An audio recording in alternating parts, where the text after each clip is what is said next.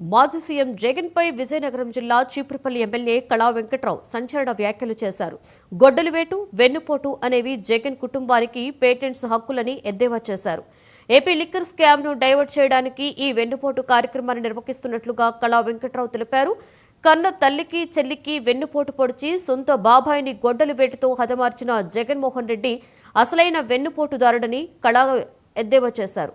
గత 5 ఏళ్లలో వైసీపీ ప్రభుత్వం 400 హామీలు ఇచ్చి కనీసం 30% కూడా నెరవేర్చలేదని అన్నారు. కాంగ్రెస్ పార్టీకి కూడా వెన్నుపోటు పొడిచిన గనుడు జగన్మోహన్ రెడ్డి అని కళా వెంకట్రావు దుయ్యబట్టారు.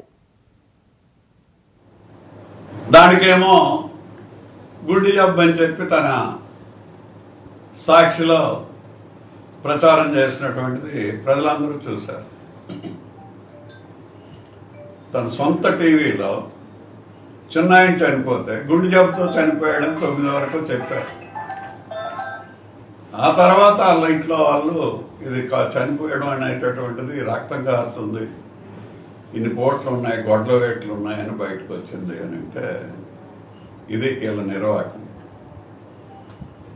వాడు ఇంకేదైనా హామీలు ఇస్తే నెరవేర్చాడా?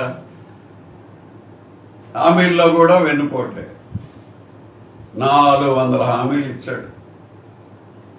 దొరికినవాడి కల్లా ముస్లింల కల్లా ముద్దు పెట్టేశాడు, తలనిమిరేశాడు.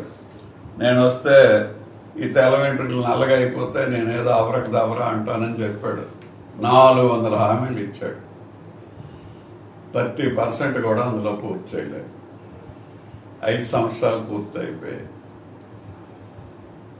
2000 నుంచి 3000 పెన్షన్కి జనం ఆయన నమ్మారు. కొత్తవాడు కదా, కుర్రాడు కదా ఇస్తాడని. దానికి వెన్నుపోటే 5 సంవత్సరాలు పట్టింది. ముష్టి ముడిగి 5 సార్లకి ఎన్నికలు వచ్చేటప్పటికి ఆ 1000 రూపాయలు పూర్తి చేసి 3000 ఇస్తున్నాము అని అన్నారు. ఇచ్చారా లేదా అన్నది ప్రజలు చెప్పాలి. ఆ విధంగా పెన్షన్లో కూడా వెన్నుపోటు పొడిచినటువంటి వ్యక్తి అలాంటి పార్టీ ఆ జగన్మోహన్ రెడ్డి గారు ఈ రోజునేమో వెన్నుపోటు దినం అని రేపు పెడుతున్నాడంటే దెయ్యాల వేదాలు వల్లించినట్టుగా ఉంది.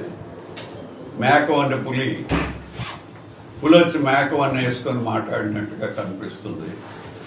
ఇలాంటి వ్యక్తులందరినీ కూడా ఎప్పుడు కూడా దూరంగా ఉంచాల్సినటువంటి అవసరం ఉంది. ఆడవాళ్ళందరికీ చెప్పాడు.